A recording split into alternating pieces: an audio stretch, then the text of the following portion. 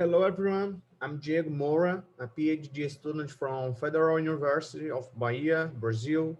I'm glad to present some of my preliminary PhD on exploring prediction models to help decide how to allocate application data on hybrid memory system.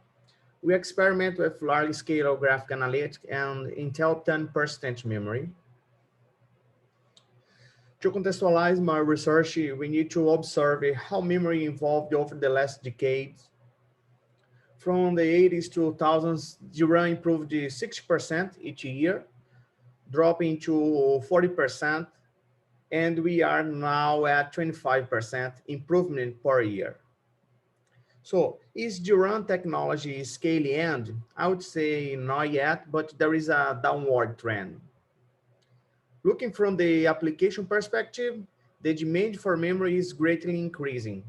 However, scaling DRAM technology to support those applications could be prohibitive in hardware cost and power consumption.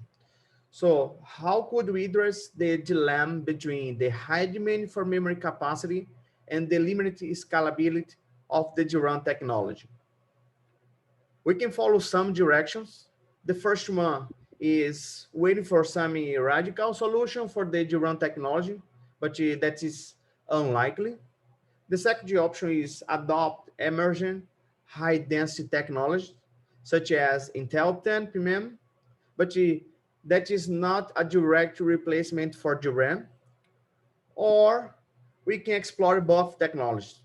This is the trend that we are seeing nowadays because there is no single technology that can combine cost, capacity, and speed. So as you know, non-volatile memory is an attractive solution to deliver high capacity when compared to DRAM. Intel Optane was released recently, and it is fit between DRAM and SSD in terms of bandwidth and price per gigabyte. However, Optane is not a direct replacement for DRAM since it has some distinctive performance characteristics. For instance, 4 times more latency for read and 10 times more latency for store. So you are all familiar with this, I hope. Intel Optane has different operation mode, memory mode, and app direct. In memory mode, the Intel Optane works as a transparent hardware cache. In app direct mode, application and the operation system are aware that exist two types of memory. Here, the developer need explicitly to say which memory he will use for which data. We are focused on app direct mode because it gives us full control over memory allocations. So we consider a server with two types of memory, DRAM and PMM. In your case, the PMM is Intel Optane persistent memory. A typical DRAM technology has low latency, but low capacity and high cost. On the other hand, PMM has high latency, but high capacity and low cost. So we have the opposite characteristics. As we know, there is a lot of diversity in application. There are said, for example, we work with machine learning, stream analytics, sentiment analysis, and the challenge is to decide on which type of memory to allocate in the application data to keep up with performance needs while minimizing performance degradation. So it's very hard to find the best match between application needs and available resource. Our approach to this problem is to explore hardware performance counters to characterize the application behavior and to help us decide when the best allocation of application data. In our work, we are experimenting with data-intensive graph-based application from Berkeley gap switch that require a large amount of memory for processing. So the graph algorithm processing a real and synthetic data set, as we show on the table. And the example of algorithm including PageRank, for example, that calculates the most important node in a graph as used by Google Web Search. And for example, single search shortest path as used by Google Maps. So, but why this application in particular? The main reason is that they have irregular access partner that makes them challenging for implementing memory allocators. Application with irregular memory access may not benefit from traditional cache system and policy. With more access to misses the cache that is going off chip, we need to have a better understanding the implication of allocating the data either on DRAM or memory. So we should remember that the goal is to take it off the application we just present and map them to the appropriate type of memory. It has been suggested in the previous works that looking at the number of chip reads might be a good metric. These are performance counters related with less level cache and type of memory operation. For example, if you read or write. However, we can see from the graph that the degradation in these plot blue bars represent the normalized execution time by DRAM do not correspond to the performance counters in the black dot lines, right y-axis. You can see the error is big, sometimes positive, sometimes negative. So as you can see, a single performance counters alone is not good to figure out where to allocate it. You may say that it's only because it was looking at reads, but you look at writes also. Contrast your writes with reads.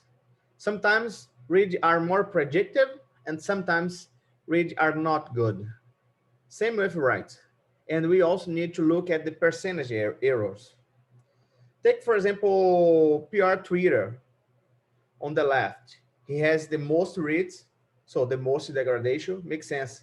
But on the right, the values of PR Twitter is really low, few writes. Another example is BC Chrome. The prediction by read and write would be completely different. So as you can see, a single performance count alone is not good. Here we show that many of the performance count that we use have the same problem, hard to prediction degradation. So as you can see, a single performance count alone is not good. Did we say that already? Here we are building a prediction model that uses some performance counters at the same time. They are collected when the application runs in the DRAM. Once collected, we are able to estimate the degradation if the application is run on Intel 10. We explore a simple linear regression model to rank application according to performance degradation levels. In the x-axis, we have the applications, and in the y-axis, we have the execution time normalized by DRAM. And the black line presents the slowdown prediction when running on DRAM and expected to run on MEM. So our proposal basically move the application with low degradation to PMEM and high degradation to DRAM. Here are two examples of how our prediction model could be used in a practical setting. For example, if you want to know in advance what degradation type of application you experience even before by a particular non-volatile memory technology, you can use the model. Also, our predictive model enables design memory allocator, give information about the application slowdown. So let us imagine a set of applications, and these applications run in advance on DRAM while we collect performance counters. After that, we can create a model responsible for ordering a new list based on the level of degradation. Using this new list, we map the application with high degradation in the DRAM and application with less degradation in the PMM. So doing this, we minimize a high level of degradation as well as we reduce the total execution time or make span. In the FIFO approach, applications are consumed and mapped to the available resource according to the order of arrival. So there is no these steps here. Here is our preliminary results. We are using two metrics, make span, and degradation. Graph shows the mean, min, max, and different quartiles. The first one is the make span, is a metric that focuses on performance. This accounts for how much time is necessary to finish all application. We had an average make span gain of 22% and the max 37%. And the other metric is degradation. Degradation is the sum of all performance slowdown of application when running on PMM. Our solution could reduce degradation by 120% on average and by 244% and maximum compared to FIFO. Here we have more details about the degradation that occurred in the FIFO. In FIFO, the oral can change, so we make 1,000 simulations. For each execution, we have a different randomized query, and this changed the number of applications that ended up being mapped in the PMM. For example, here, the x-axis shows the number of applications mapped to PMM. So FIFO mapped between 3 and 60 apps to PMM. And FIFO degraded around 2.2 more in average than our approach. Recall that our approach always mapped 10 apps to PMM since our queue is always ordered by degradation. Our approach globally decreases degradation and dilutes it to prevent any application from suffering too much. And here is the difference between our approach and FIFO. So this line represents the average degradation about whole application. So I mean, after 1,000 execution, we calculate the average. And here is our values to our approach.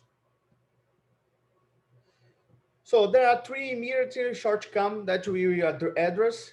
So the first one, we start with eliminate simulation.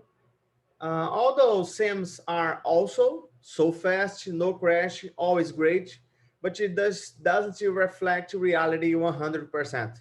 That's why we make the experiment in real servers. So we start on Intel servers. Thank you, Intel, even during fires, but now we are with our own.